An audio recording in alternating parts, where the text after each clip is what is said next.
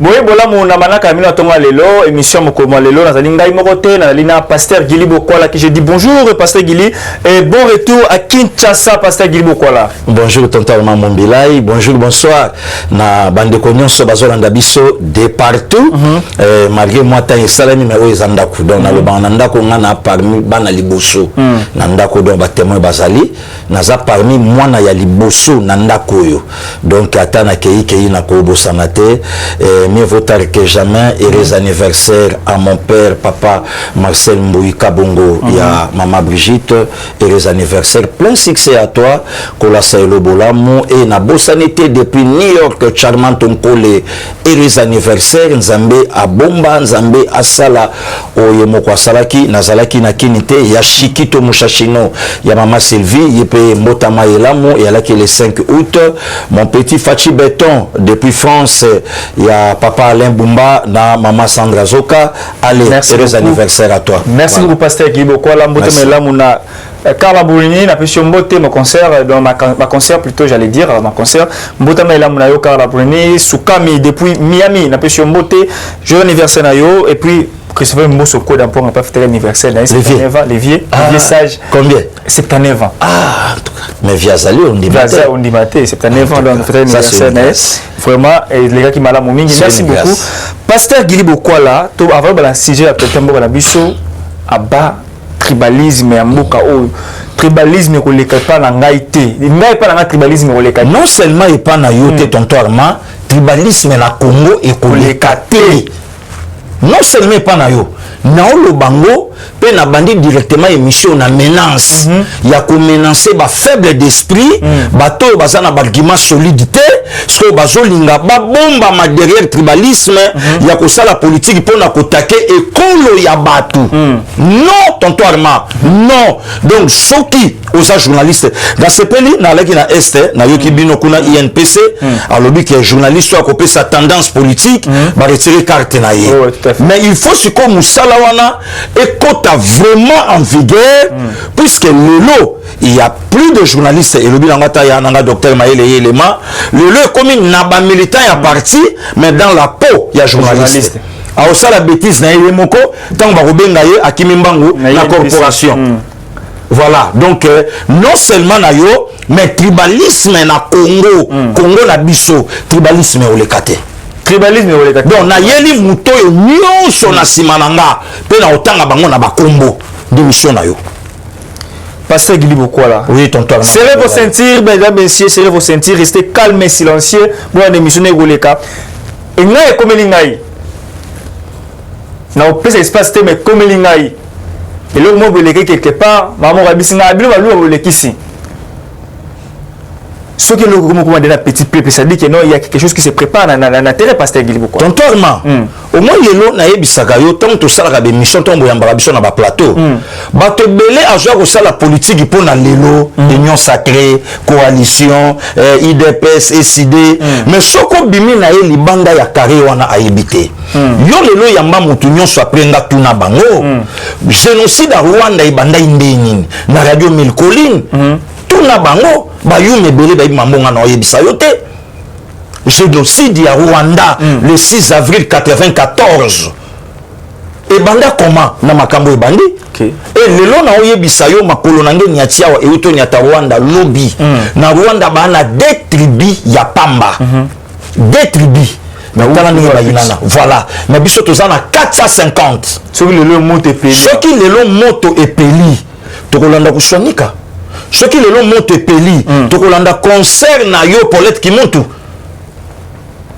non tika na tanga bakombo tonto tanga bakombo soki lelo epeli tokolanda Paulette Kimuntu ye Kimuntu bayebi ye Kimuntu bayebi kuswanika bayebi Fabien bayebi tonton Armand au moins lelo na kolo ba biloko moko boye nga na zui grâce ya kozala na vie place ya fimbo abeta la fimbo donc na kolo beloko moko bomona na souka viabté bongoté mais lelo tant ba tonso ba zo lancer ba armes non conventionnelles par rapport ya tribu mokoboye par rapport ya loko mokoboye lelo zomona kezana bateau ba zo pambola notre chef de l'état avant la propre puisque ba zo sala une campagne de diabolisation contre sa personne. Revenons na lisolo otozanango. Tonton Armand, est-ce que tous les Kassaïens sont des Luba? Non. C'est ça le problème. Non. Et les lots mutu abandi ko take ba Kassaïen pour na Fachi. Est-ce que ba Kassaïen nyoso lelo bazo soutenir Fachi? Non, tonton Armand. Non. Nous sommes dans la démocratie. Maintenant, Siko et Sika Oyonga a interpellé maintenant Claude Machala. Réaction des années temps que va finir ba Kassaïen. Ah oui, Claude Machala. Lui qui est Luba. Réaction, il y a Mama Chala Mwana Siko et Zandengenin. Réaction, il y a Pero Louara et Zandengenin. Puisque les lotons ont attaqué puisque Fachi a le pouvoir. Au lieu d'attaquer gestion, il y a Fachi, Abandisco qui attaqué quoi donc province. Tribune non, tribu Koutouté. Province. Puisque la carte à Kassai battait la bayali. Donc, attaquer Sikoyo Bango, tout. Ce qu'on a kati wana na bato bazo combattre Fachi ba koti Siko bango na kati ya région ba koti bango na kati ya province ke bino Siko ngana otuna. C'est là où maintenant nga passer Gili, j'interpelle maintenant le Luba et les Kassaïens. On vous distrait. Bazo distrait bango. Bazo distrait bango. Bazo distrait bango. Puisque le lotang moto a généralisé ba Kassaïen Louara nakati, Machala nakati, Mel Chacho nakati, Batuana tout wana baza nakati. Mais ce que Kombango est commis régionalisme ou bien comment est commis par rapport à la gestion ya mutu. Et là comment ko boye Paulette qui monte en tout cas les misanga nous allons pas dire hein. Vas-y. Et là comment ko a posté ba interpeller qui CG Kabuya ngana laki na l'intérieur ba interpeller Olandaki ndenge Paulette alobi ba interpeller Kabuya akozala juger na apesi kombo ya moto ezola kisa nani ekolo na ye avocat na ye kombo ya moto ezola kisa ekolo na ye koyo yo yebisa ye Paulette Kimuntu aolandanga yo yebisa Kimuntu asala émission moko sur l'hypocrisie ya koloba kenga na lobaka na ko soutenir ka candidat commun de l'opposition. Voilà maintenant tonton Armand et si kanga na zo yebisa batukeno il y avait des rises na désignation ya candidat commun de l'opposition. Bayebaki que parmi bango bako déjouer Fachi ben là sous prétexte biso to soutenir mutu nyonso oyo akozala candidat commun de l'opposition. Mais kaka na plateau na ye Paulette Kimonto Martin Fayulu azala clair ya kolobango que je ne serai jamais candidat président de la République avec machine à voter na plateau na ye. Mais pourquoi les lo batumsu donc bakimi un boulot noble le coup la musala le bossa la journalisme musala moko ya bien na mboka na soja to soja journaliste comme chef de l'état Maréchal Mobutu mais les lorsqu'on bateau donc bami qui ici n'a rien le lo au créer na yoka guerre moko bo tonton ma parlons-en après pardon puisque le lo ton batumso bazo linga baloba bazo yebate lelo mana yaki na baike non na kobimisa puisque musika koyoka na baite na ya na zonga na loba bete biloko tonton na mumbilai batu nyonso bazolanda biso lelo tongo batu babandi ko loba likambo ya tribalisme na bakassayen en fait lelo na moi niveau na nga ya mukie na kokima kobeta lisolo bikolote. C'est trop bas, c'est dans les caniveaux. C'est trop bas. Ngai pasteur Gili na kobeta lisolo ya bikolote.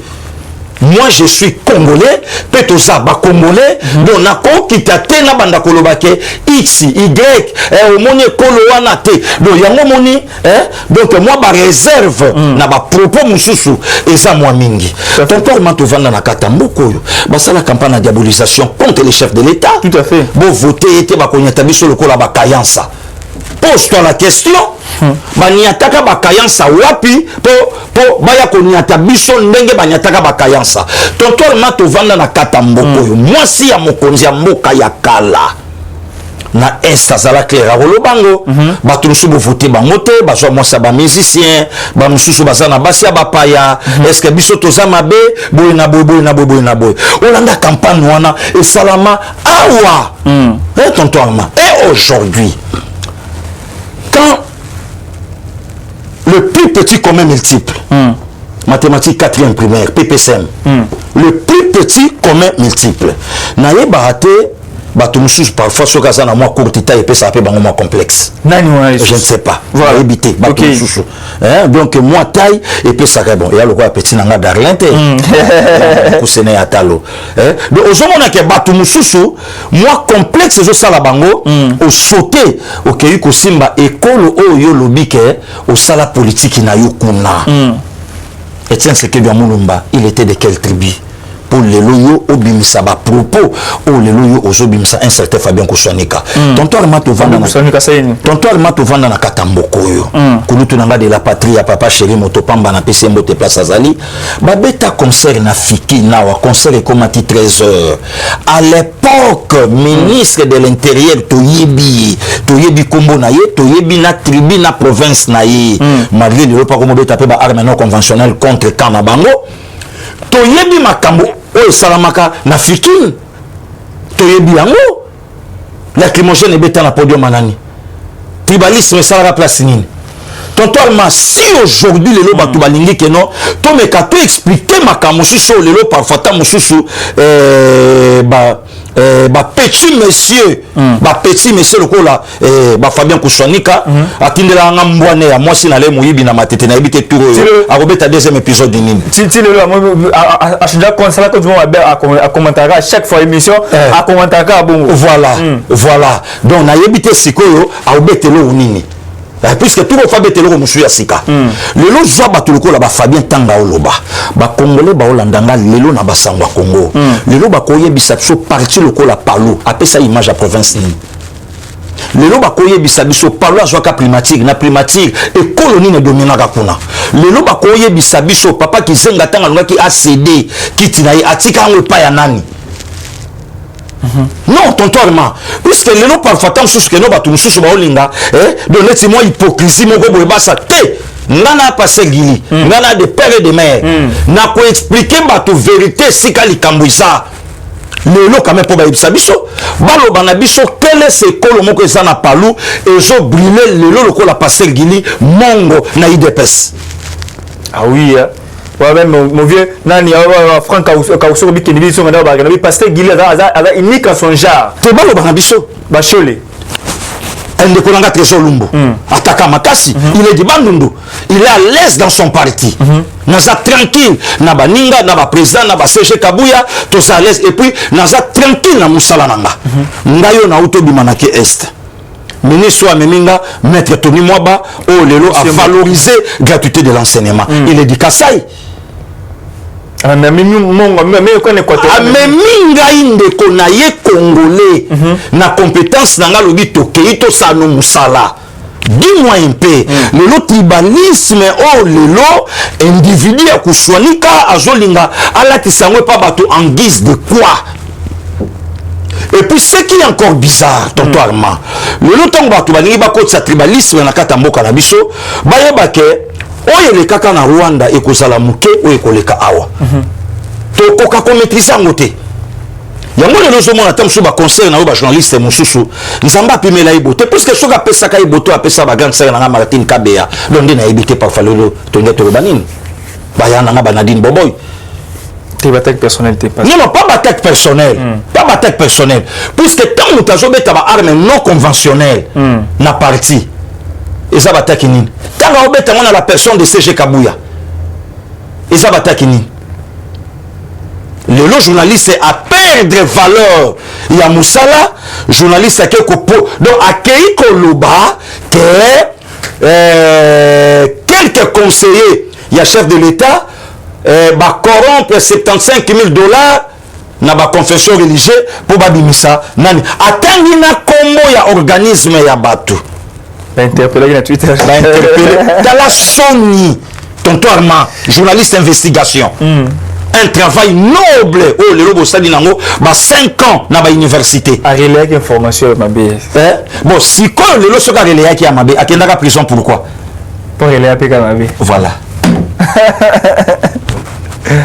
Vraiment Pasteur Guilly Bokwala aïe Pasteur Guilly Bokwala tribalisme mboka soté mais la motina na lobby ekoleka te tonton Armand tribalisme na mboko ekoleka te lesinga ba clair ba que non lokola mon père est du Kassai ma mère est de l'Équateur enfin ba la carte Nord Kivu na bapena bongo to Congo central to Katanga fona bala pena kuna to Manyema to Bandundu les deux provinces on bala ngoti pourquoi on bala parce que hein pour éviter pena que non te ala bande on a donc bande balandi to évoluer parce que beaucoup là to bolo ba tribalisme chaque jour to tika communauté ce moment semer tribalisme juste ko la binope ka pression tina suka parce que beaucoup là tout na tout tempo socialiste et sensibilité pour mettre en sikoyo ozala ki na Nord Kivu na Sud Kivu utaki tourner na ndeko Tony Mwaba les autres va partie par partie toujours le départ des épisodes tout ça et fait na état de siège parce que vous allez communicateur mon kondiamboka vous allez communicateur mon loba allez communicateur privé du chef de l'état ngai peut charger ngai sikoyo attaché près des pasteurs Gili na matière de communication to créer poste voilà pasteur Gili beaucoup là et na fait non, en tout cas, d'abord, merci à son excellence, monsieur le ministre Tony Mwaba Kazadi. Et tonton Armand, c'est quelqu'un qui a vendu na Kitinaye. Quand tu n'as pas souci, apprendre que non, Azama mon abotami l'enseignement. Papa le cas l'enseignement, maman évidemment le cas l'enseignement, yepé le monde à l'équipe l'enseignement, puis le là je ministère l'angoisse au travail. Pourquoi? Aux hommes on a mutaosa musala très bien, mutaosa musala ayebi amour. Ayebi réalité, ayebi ba réalité. Donc là qui en fait le lot, na jome kajana na confirmé ba tout que non, t'en a fait pesala mina étendu nion sur la République sans donner un franc. Ba parents ba fouti un ronté. Gratuit. Dans le but gratuité et simbi. Tonton Armand copé cette information, n'a qu'au vivre information, il a des volets différents. Même journaliste qui peut essayer les mains, a aussi pas venir monter sur le terrain. Donc tonton Armand n'a vivre information. N'a vivre information. D'abord, avant de kende, tu as dit on a Mokengeli. Na Mokengeli, son excellence Tony Mwaba a kende qui kobimisa ba enseignant na retraite. Moyennant quelque chose il y a bien, mais l'état 2500 mouké beaucoup calculer on non ezalaka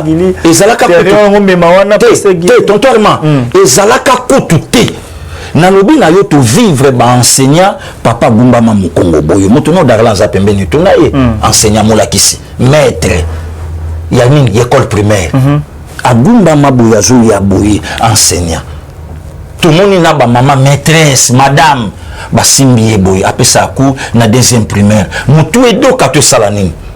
OK. Et tikala kozalate la personne de Tony Mwaba a yé en tête à ministère a pensé na bango na mbongo o eza budgétisé te na mbongo o utie paité na mbongo o ekotaka na EPST depuis oyo ba prédécesseur ne ba ndé kopela ngo ba parler o bando sala ngo makamu meya lobi non mbongo EPST na zongi sango batu bakende ba mususu bakota ba banda kufutama bandela mbongo kota na EPST budgétisé mbongo kota na EPST oui. Depuis Kala. Oui. Marqué à moi. Oui. Oui. Oui. Tony Mwaba yebo mbongo kota na EPST. Oui. Il y a foutu là 3380 quelques enseignants. Voilà. Ah, oh, tonton Armand. Kasi nga nazala kité, na lobi ko yok information, na ko vivre information, et ça deux volets différents. Yango yoki ya nanga docteur Mayela loba na leki, so ngo betelo ko tunanga. Ngalo kwa na mikili na mekana kota na basite wana na yeba de pere ko beta libanda. So ngana opesa yo news oyo ngai nazalaki. Na longwe Mokengeli na lemba na jui bateau avion pardon na komi Goma na jui bateau na ke Bukavu to jui bateau to zongi Goma to jui avion to ye. Donc na jo pesa information oyo ngana o maîtriser. Donc Tony c'est quelqu'un oyo abongi na isika. Donc mbongo oyo bande kokota. Oyo bato bando sombela bana bango ba parler na Dallas. Pays mutuba be range vert. Et c'est ka ba melia kimbimbi bayali na Dallas. Donc ba parler banda ko payer kuna Tony Mwaba non, je ne suis pas là pour ça. D'ailleurs na mukie na ngana mbongo na ngai avocat. Ah dans les meneurs en touche bana boye depuis Kala. Voilà, donc il a foutu la raté. Donc ba nanga pe bala la kata na mo isika. Ah professeur à l'université. Voilà. Na mukie na ngai baleki nanga Beric Kazadi baza bien ba Olivier Kazadi baza bien ba David on peut avoir la conscience comme si on a lobité le lot ceux qui n'a jamais moi siva c'est Tony Mutabane ja kolakisa biso nudité ya gratuité pourquoi je suis matin une époque il y avait Wilma c'est maître Tony moi ba Wilma Konga ouais 3 ans donc il Mutabane déjà ko expliquer biso le lot c'est que même c'est babi bon le cola numéro 8 yo mona ba faute na ye yokota akota match kitoko na lobi na yo ke ba futami na mbongo oyo ekotaka ya yango moko ya ministère. Vérifiez l'information totalement mobilai. Le quoi vous a permis à retenir moi bah aussi atteindre là tout moi espère moi à expliquer sur calculer ba mbongo apen ndenge parce que ba kena mbongo évoqué ayoki espère moi ya donc surtout à to calculer ki yango boy yango ba so 2500 ba 2000 na ba congélateur ba nini ça yango boy à la pression par rapport à ngo za malamu mingi d'accord kuna obiki na kuna na est mboko na biso no moni bana ba osala à l'époque là tena fait le pour sobi aimer na fait alors les gens musala yango les baba ko ça examen d'état moni jamais fait un cycle primaire et ça qui ndengeni moni mais rango mo histoire d'abord tonton Armand on a le salamate remise à bas diplôme l'année scolaire passée gratuite wana ngai moko na vivre yango na Bukavu ba diplôme à papier après ça va toi il y a papier donc 101 rond et l'excellence a obligé moi na mon côté apé ça et loco et eza bongo devant les enseignants et salami toye to fandi na Bukavu réunion salami na enseignant na lobi na yo tontorma il y a eu des choses où lobami où okoki jamais kondima donc même enseignant bandima était que ministre quoi comme à Bukavu sur le terrain bandima qui peut akokai kokoma et yoka sikoyo ministre mayele koleka ba enseignant ngana vandi na kata salle ayoki bango nyonso ba problème pas parce que ba problème au ministre akendela ki po bango baloba ba yoka ki amonte do bango moko pe bazalaki contre la gratuité et je te dis ce que ministre c'est contre la gratuité contre même gratuité ce que ministre mani paradoxe ni ba totalement toza ba otala biso na lobi na yo enseignement EPC talanga donc ce na beti libanda webika mikolo justice donc na on ba makambo ngana maîtriser donc ministre ma vandi abandi mako donc abandi ko expliquer bango likambo yo bolobi angotin likambo yo bolobi angotin likambo yo bolobi angotin likambo bolobi angotin na ba souci sûr na oyebisa yo ba enseignant ba ye la nuit ndenge Nicodème ayaka pa Jésus ba enseignant ba ye la nuit qu'on présenter des excuses et pas monsieur le ministre limbisa biso en tout cas donc tout ça qui pour beaucoup pour permettre que nos gratuité simbaté mais côté la niveau au découvrir biso pe yo ka terme ministre azo ko utiliser bango abi moto ko tout sa gratuité na désactiver na bitu tiki ko désactiver na est et tikali auteur na mo se mettre Tony Mwaba on désactiver abi moto ko meka na désactiver a meki na désactiver donc même enveloppe yaki pour ba fina ministre non moi je ne suis pas là pour ça pas fini c'est quoi l'habité donc je ne suis pas là pour ça voilà or lelo tonton Armand ko bosana te tonton Armand nazo lubango mbala liboso na plateau na yo ko bosana te que lelo s'il faut parler du bilan du chef de l'État récite nango c'est les pestes ça c'est moi qui vous le dis lelo tonton Armand pour passer la proclamation il y a 100 jours il y a gouvernement il y a warrior ngai Pascal Guili Motaliboso les premiers de la classe maître Tony Mwaba tenga boy maître Tony Mwaba ngai na pesa ngo l'Argentine de la République tous en démocratie Nicolas Kazadi quand même Argentin Boka ba Nicolas Kazadi baza bato babetaki 86,5% na Tony Mwaba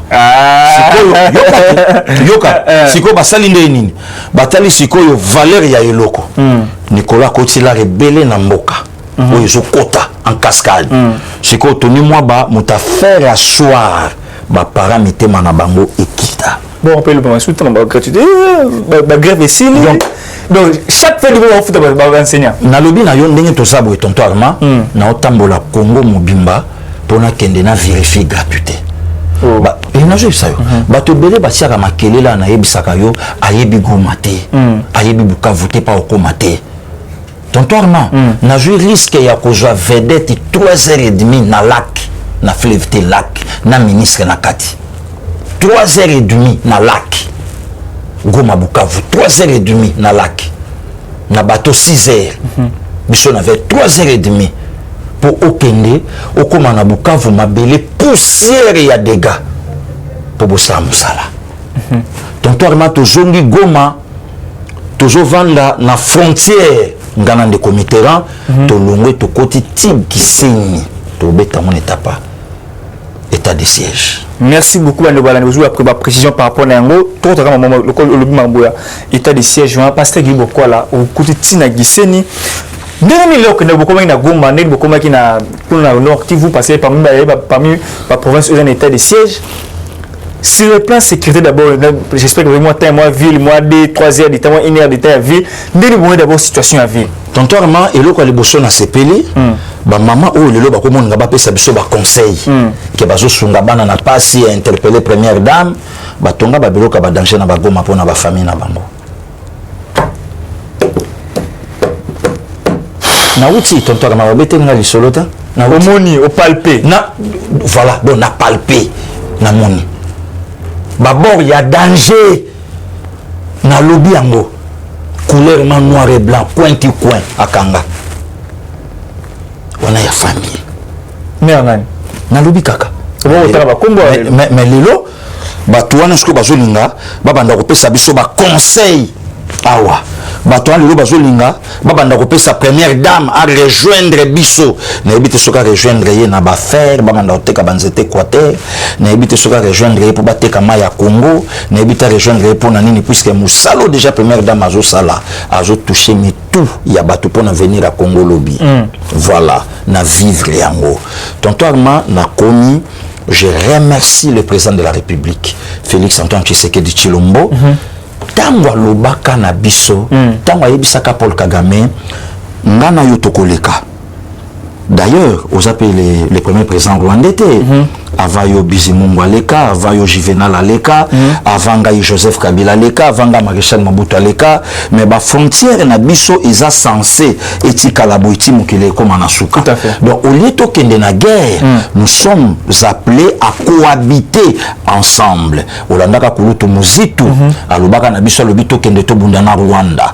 Tonto Armand kobeta lisolo na musika mabe, na vivre yango vidéo yango wana ozanango na vivre yango il y a de Rwandais des Rwandaises babi makana tongo na Rwanda baye kop na bango na Goma il y a des Congolais ba Rwandais nazo yebisa yo na moni bango pesa bungu il y a des Congolais ba jeune loko abiso bakendaka shida na bango bake kopi na bango na Goma donc babalana babotana bazana ba master bazana ba relation ya kitoko nakuta ina ndeko moko ya musicien avant d'akuna lobi lelo 6 ans totuni ovanda nena bina vandaka à l'aise tu ne peux pas imaginer na tuni bon tout ce qui se passe à bito yoka ngo pana bina biso to tonton Armand na media bande konosha este ba olandanga makambo so na lo ba contredire na lobi na yo na frontière ngai na ndeko Mitterrand na frontière na sali vidéo na Giseni na frontière c'est que je me suis dit mokonza mboka nanga aza génie mokonza mboka nanga ayebi par contre bato balobaka na Paris que Félix a répondre Kagame soki na bitumba je ne sais pas soki na nini est-ce que basi ba viva réalité ya ba congolais na ba rwandais na est ba grand ami tu ne peux pas imaginer que le quand même biso ba kinwa ndenge tozan kisasa ça c'est moi qui vous l'ai dit makam na olo bano tonton Armand na vivre yango lobi na tongo na frère na Mitterrand na ya tu ne peux pas imaginer donc place na sali vidéo place mokonza mboka yambaki pour la première fois Paul Kagame na frontière ngape na ngaki na telema wana puisque na sala vidéo wana batu ba mona makambo alors lelo siko nazotuna Adolphe Muzitu Fumumpa mon vieux Tongai to bundana Rwanda comment nazalaki logé na US Hotel. Mais quand même, il y a des gens qui meurent là-bas, à l'est, à la mission, à l'est. Il y a des gens qui dans la ville, mais dans le village, il y a 4 qui veulent mourir, pas ça. Tonton Arma, au moment ma solo ya mboka, eza eteni par eteni. Na betelo li solo, un Rwandais azo solo na ngana metela na Giseni. Alobi comment Rwanda yebi Kinshasa ta koya oboma moto na Kinshasa.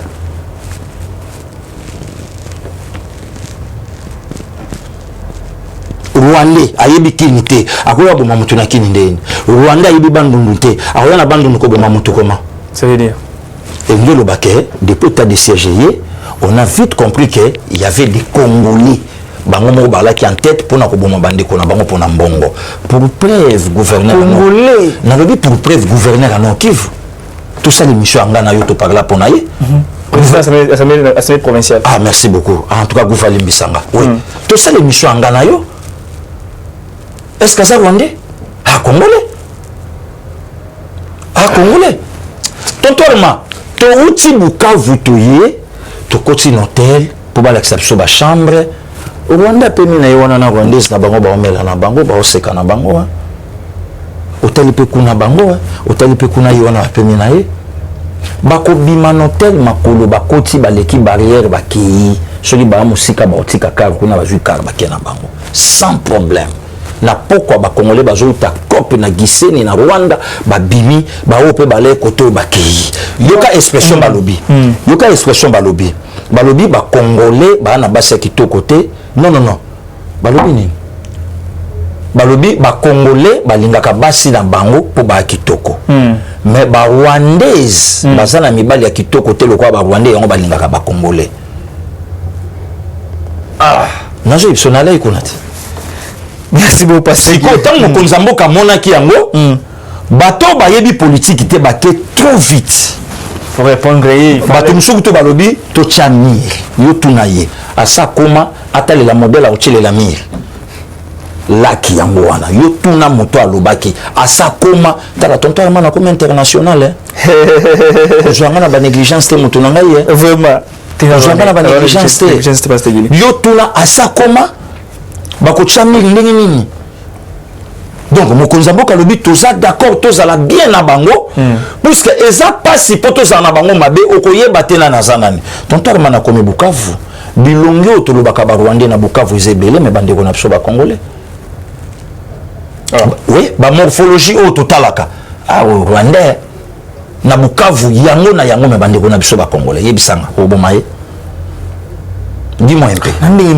Qu'est-ce que tu as dit? Infiltré.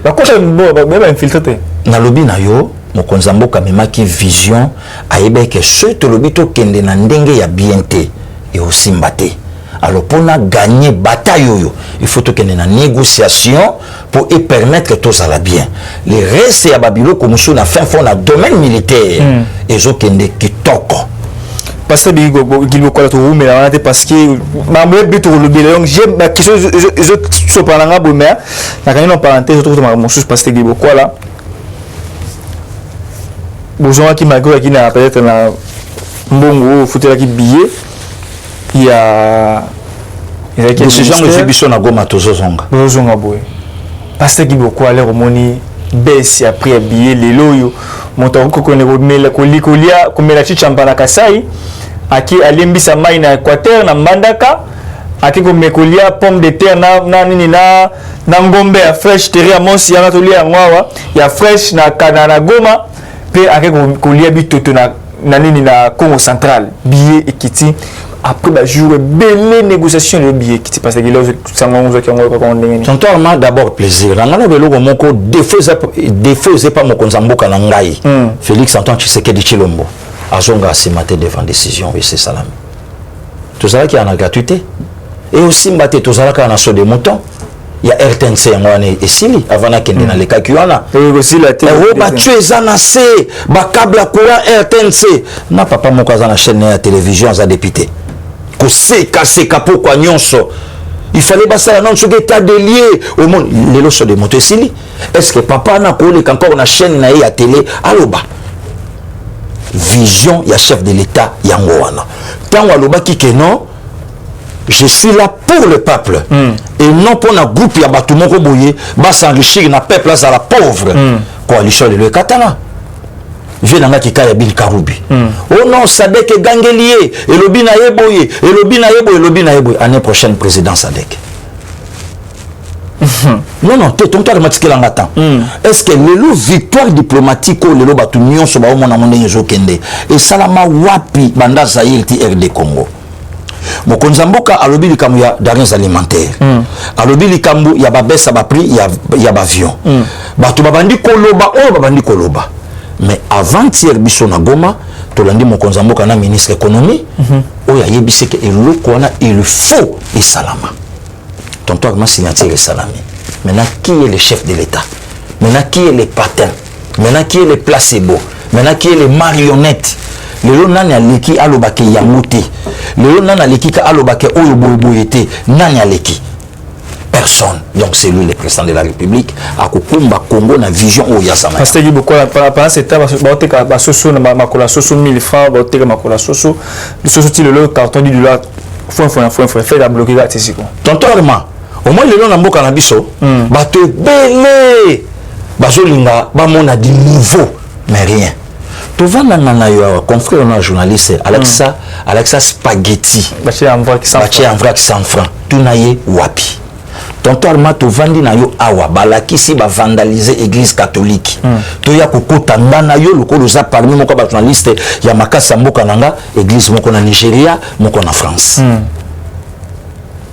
je comprends église moko na Nigeria moko na France mais image ba pesi ya awa monseigneur na Mbujima lobi non bayaki copier depuis mois d'avril naza na besoin de pouvoir ya Kinshasa ou bien politique à Kinshasa et récupérer dossier oyo et komisango na makambo ya seni esuki tonton Armand tovandi na yo awa makolo ya soso yo yebisanga dendo utarabi toyebi nzoto dendo toyebi kingo na ye mutu na ye toyebi yango mais biso tout le la sima ya dendo to beta ango ozo comprendre makolo soso bande kololo pe ba en États-Unis ba oza d'accord nanga ba Marie Cécile Okito bazakuna intérêt moi ça m'avait dit l'autre fois voilà bazakuna donc makolo soso était kamaka ezoli ya mape na France évidemment mais pourquoi sommes-nous pasteur Guilima ma décision ya avion yango toto beta na yote ya avion yango toto beta na yo tonton Armand ya avion ngana yo to kende Goma to sala émission na Gisenyi wana ngana yo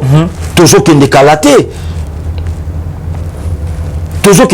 ngana yo sur parole avec lui que non au qui dit transport qui dit avion oui mais les boum le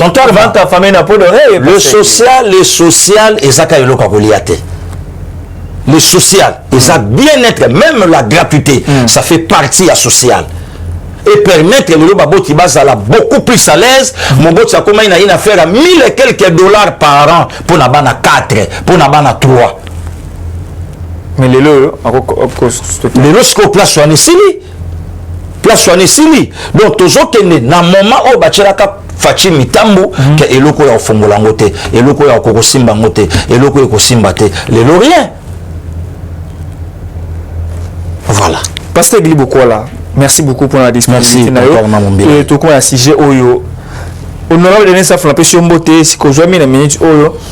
Ndeko Safou d'abord avant que nous Ndeko Safou pasteur Guili Bokola des personnes non identifiées ba ko attaquer ndaku ya na lito na lindongi awe pa yende kwa mbongo ba takango me babanga mbongo yo to ni ba taka fachite boko mona parce que pourquoi la point ni comportement bongo à l'égard il y a ndeko mbongo pasteur Guili tonton Armand Mumbilai merci beaucoup avant la question de Denis Safou donc na ko répondre à la question tout comme non mais na respect na yo de ko yambinga na plateau na yo moko lobi bien que des personnes non identifiées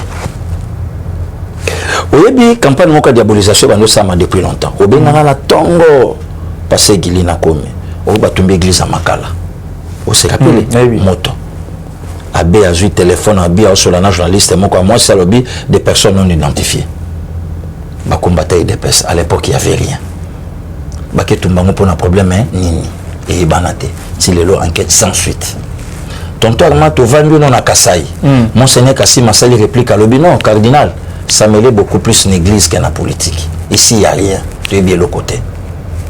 Tonton Armand, le loton bato aloba ki IDPS. Nana ontoza ba kinwa. Oyebi IDPS nenge agisaka. Le loton nabina tout na bato ba Hollande biso bala kisanga descente IDPS asala abuka to panza eloko ya bato. Le loton bato ba la kisa IDPS musatu makambo salama na IDPS. Le 16 septembre 2016 ba kalsina bato en plein capital. Papa Tsenseke do mulumba azole la bana ya bato. Na si cercueil blanc ya nanga shikito mshashona mama Sylvie alingaka toujours na martela keloko wana yebisanga réaction ba prêtre ezalaka nini lelo yebisanga tonton mato vandinga na yo na Saint Dominique ba vandaliser église na fin arena Kabila ba prêtre baloba nini yebisanga tonton mato vanda frère na yo o yebaki bien Rosichi Manga Mokendi azwa masasi makile tanga l'église sainte catholique Thérèse Kapangala. Yebisangai. Oyo lelo elinge koma problème ya IDPS. Tontoirement, to vandinga na ona kisasa lelo bato belé ba komisa ba wewa nyonso ba luba et puis ba wewa nyonso ba combattre IDPS. Pourquoi? Lelo descente ya IDPS omonaka ba wewa na kati. Yebisanga na kata vidéo wana. IDPS akitaka bongo na une trentaine de personnes. IDPS asala la marche na yebongo. Non, à Béré Rouge, na idée à Béré Rouge. Tozana bango wapi. Bande konanga di progrès na pesi bango mbote, ba président Jojo, ba président Patou, bande konanga bienvenue. Donc ozomona ke baninga moko makasi na bango saka pona ko batela la parti puis ko batela biso. Ba ebi ninga babuka kelo ko batute, ba ebi ninga ba menasaka motute di progrès. Parce que yo yebisanga tonton Armand, IDPS akiti avec des journalistes pro la moka. Et comme c'est un comme c'est un là bandika attaque maman caméra aïe maman caméra mais on va attaquer je suis journaliste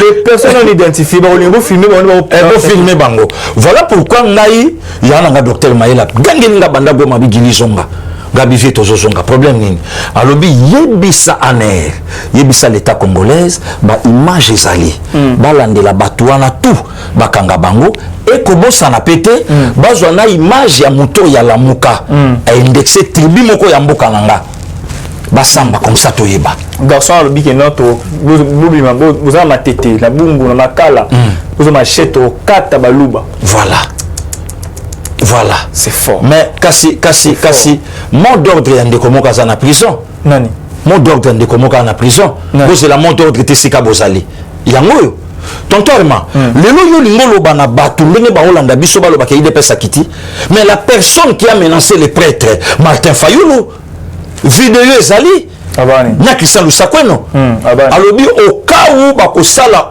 oyo sengelité bakomona oyo koyela bango ndeko nanga Christian Lusakweno a Hollande ngana on a plateau a posé la question bini ngoya bi attendez vous allez voir oyo kokoma c'est Martin Fayulu natangi kombo na ye natangi même une mission menace ya sali sur ma prêtre mais je te dis parce que il y a quoi là oui tonton Armand Mombila na histoire des partout dans des trois volets merci beaucoup deuxième volet sur quoi il y a Daniel Saf honorable député ya Moamba mon neto chaliba na ngambo ne weso chaliba na ebité bon ouais peut-être coulisses Daniel Saf il faut yeba ke bango bazala ki eli po bakosa ki peuple ke bazo finga Kabila lelo na ndimite ke na 2023 mutako voter Saf Daniel Saf lobby a mobilisé plus de 10 millions de personnes on s'attaquer les sous na président Ambo et na monseigneur Ambo or la non ne touchez pas à mon cardinal yebisa ça foutant ba marchaka na limité pour na kokosa la Fatima Kambukali qui 3 millions Kabila et pas Kaguta Museveni ba alaka ta 1000 personnes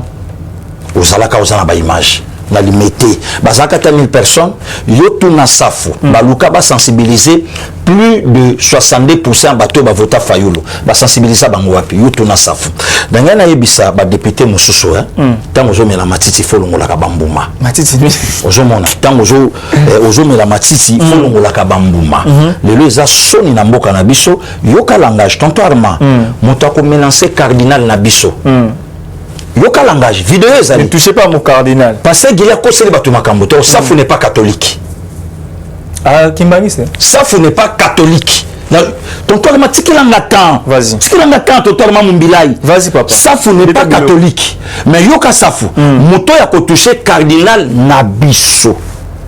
Nakandi parenthèse wana. Na joué cardinal Ambongo na Lubumbashi.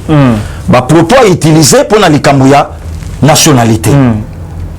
Non, verrouillage, verrouillage. Voilà, verrouillage. Ba propos à utiliser. Nazui cardinal Ambongo. Ba propos oyo eleki na kati ya désignation ya candidat oyo a ko succéder Corneille Nanga. Kassayen te. Yoka lisusu un protestant. Au lieu lo bata boye la biso mutu muso bi boye lukela sata munuba mususu mutu nzambe. Mutu ya nzambe. Eric Senga. Voilà. Yoka sikoyo ba propos ya Safu elinge lo bakeli nyonso o cardinal azobunda lelo azobundela lamuka. Puisque Safu lo bien. Lamuka el Moïse ka tumite lamuka el nani. Lamuka kaka. Mami balé. Lamuka kaka. Yeba ke sikoyo tozo kende na politique ya celle contre tous. Parce que tous wana bazoki masiko justice mboka ndenge ezokende. Ba que nous ça la bloc pour nanini pour faciliter yango yoki sangwa zolo balobi tozo bomsa pona 2023 alternance salama. Donc pour ça na bango. Donc ngana yebisa Safu azala l'aise. Ngana yebisa Safu azana poids politique te na mboko yo. Safu ne représente absolument rien. Daniel Nengazawa. Ayaka osala na yebite so populisme ayaka osala so ki gangi pour azape gangité donc même ata na force bagarre donc le basa fo ba bato so ngo bagarre na sel mvu ya obangi. Vous comprenez? Donc asala eloko na ye o ya zo sala wana mais lokola a cité kombo ya mon CG Augustin Kabuya Chilumba. Ache Moussapi ngasi ko na kosenga na CG a porté Safu plainte. Va comme la justice pour Safu ayebi ke wona za IDPS. Puisque Safu faut ayebi sa justice que c'est ka la bonne banda ko salama ngana zalaki. Merci tonton.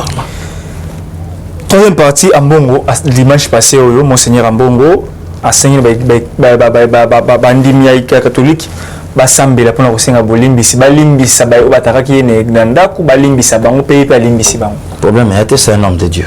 Ah c'est madame. C'est un homme de Dieu. Voilà. Mais c'est que souci n'a mis il fallait tuer banquette. Donc mais rien n'empêche que non. Voilà, enquête ça. Ba kanga bilonga batunyo sur la justice ba identifier bango. Voilà, ba identifier bango. Voilà, parce que le dernier sujet 5 ans. Oui. Donc comment on a basali en Zambie bah eux va prêcher sur la démocratie bah prêcher sur que non tout à l'intérêt tout à l'intérêt à Mboka les lois comme kita mate kite zonge baluka boy poto koto 6 bakalami koto biso baki boy o koto habite ba benga biso o habite benga biso bobeki bino moko o TR kokaki ambogilo te des autres poto ko sama et pas basali ya Nzambe yo les pasteurs Gilibu quoi le pasteur Monseigneur Nzambe là comme les locaux ya boy analyse ni objectif ko sala par rapport à tonton Mumbilai d'abord merci lelo on ne veut pas il y a un Kassayen pour puisqu'il est proche du chef et l'Obama yi bongo si quelqu'un de Bandundu Bande comme Souba le bateau Lingui était puisqu'il est proche de Martin Fayolo. Si quelqu'un du Katanga, Togoloba Lingui était puisque c'est quelqu'un de Moïse Katumbi. Si quelqu'un de l'Équateur, Tolingui était puisque c'est proche de Jean-Pierre Bemba. Besoin, il y a catholique, il y a Senko, pardon, et ça que candidat, il faut Aouta et pas na Bango. Mais ce que le catholique a fait sa biso dans le bilan, il y a 2006, il y a Bango Basimbaka CI à l'époque. Commission électorale indépendante. Ça se soukandingi nini. Abe maloma la wanga na cardinal Mosengo pa bina yebi opété comme prêtre. Ba résultat ba publié mon charte de combat na 13h. Mboke fandi sur le quoi day. Catholique a pi bisono bilan. Et oyebi eloko yo quelques prêtres bazana ngo haine contre le chef de l'État. Ko retirer signature na Genève.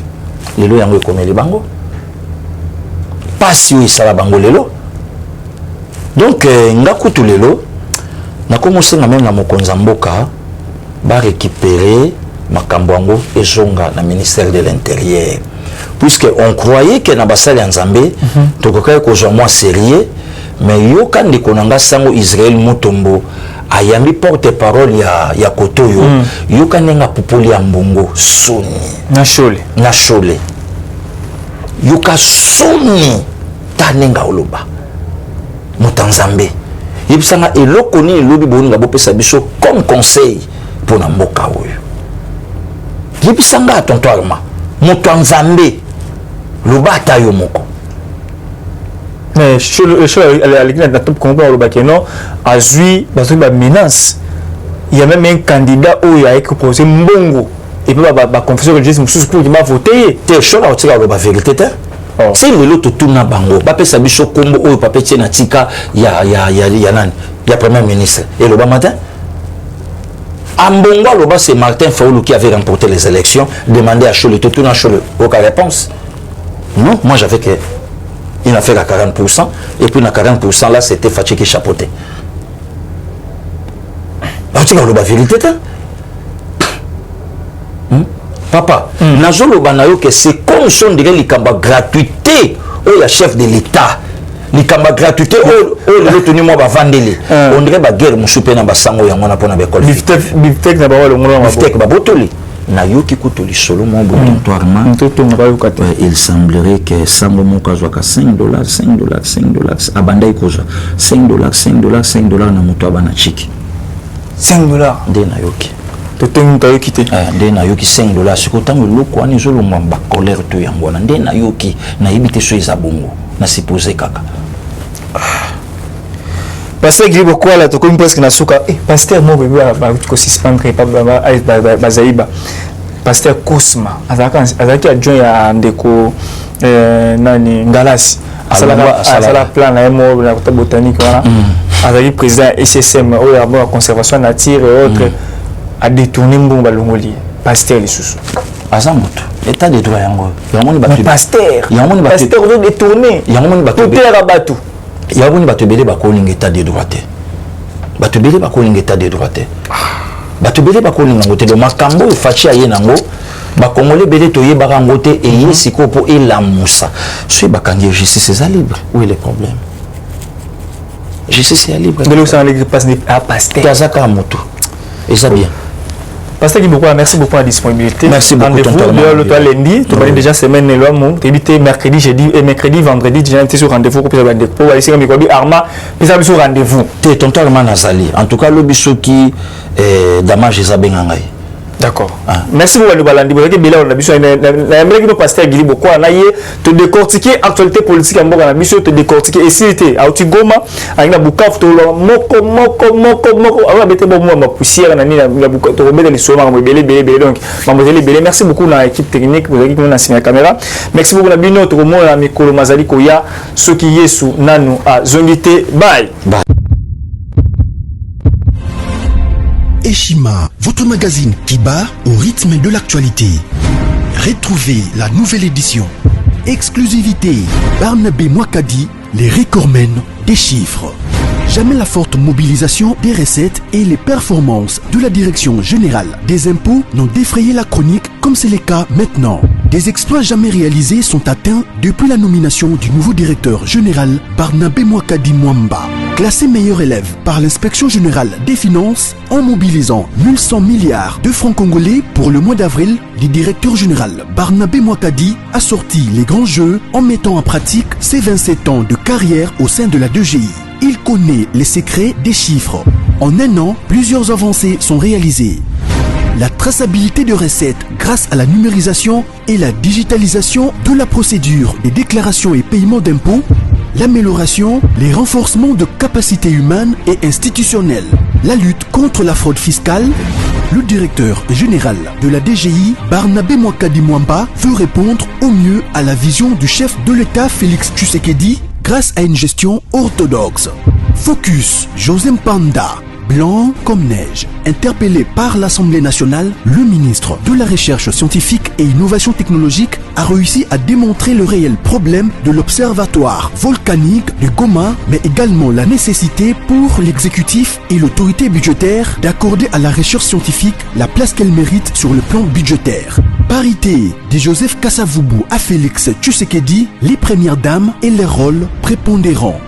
Nation, Boukanga Lonzo, quelle suite après les refus de la levée d'immunité du Sénat?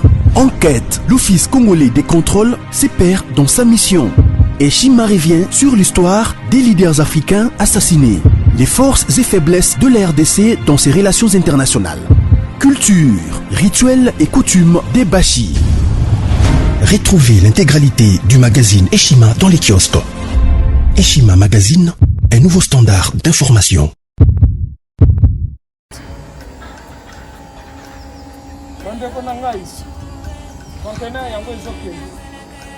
Le 26 mai, les conteneurs. Conteneur chaque mois. Donc, next ekozala le 26 mai. Olingo tinga velo. Mutuka. Lise aussi otangi. Biloko tout pour même cannabis. Benga biso. Comme ça, toya, so même biloko to tinga na Congo.